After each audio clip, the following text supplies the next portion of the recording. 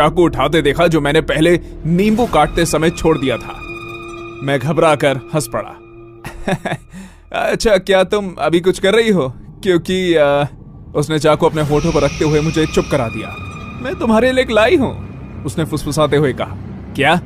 उसने अपने बड़े बैग में हाथ डाला और एक छोटी सी लबूबू डॉल निकाली जो गहरे काले रंग की थी और उसकी लाल आंखें थी। उसने उसे काउंटर पर चाकू के पास रख दिया।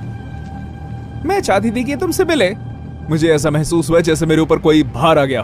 ठीक है क्लियर, तुम्हारा मजाक बहुत हो गया, चाकू नीचे रख दो। वो हिली नहीं, उसकी आंखें ऐसे झुकी जैसे वो खुद को संभालने की बहुत कोशिश कर रही।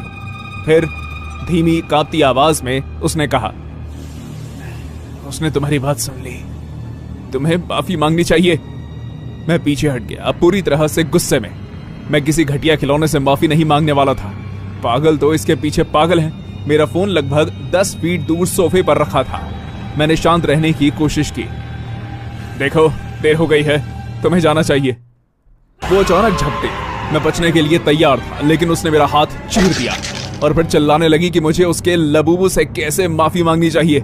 मैं पीछे की ओर झुका, लगभग कॉफी टेबल पर गिर गया। मैंने अपना फोन उठाया और खुद को बाथरूम में बंद कर दिया। मैं दरवाजे से सटकर खड़ा रहा, जबकि वो किसी पागल की तरह उस पर लात घूंसे से वार कर रही थी।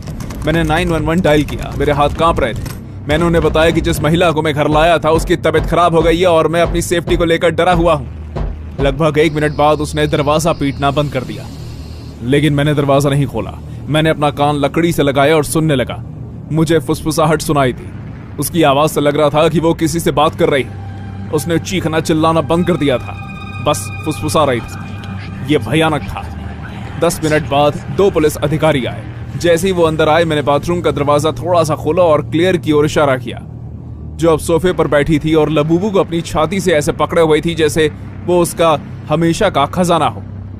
पुलिस ने उसे वार्निंग दी और फिर उनमें से एक ने उसे हथकड़ी लगा दी। वॉशरूम का दरवाजा जोर से पीटने से उसके हाथों से खून बह रहा था।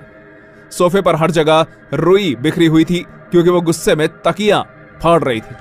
जब पुलिस उसे ले जा रही थी तो वो चिल्लाती रही, कोई लबूबू से कैसे नफरत कर सकता है?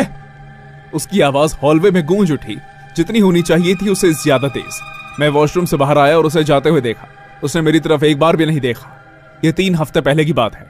पुलिस ने बाद में मुझे बताया कि क्लियर का कोई क्रिमिनल रिकॉर्ड नहीं है, वो बेदाग है। लेकिन वो ऐसे ऑनलाइन फोरम की मेंबर थी जिनके जुनूनी फैन क्लब इन खिलौनों को जिंदा अजीब की तरह मानते थे।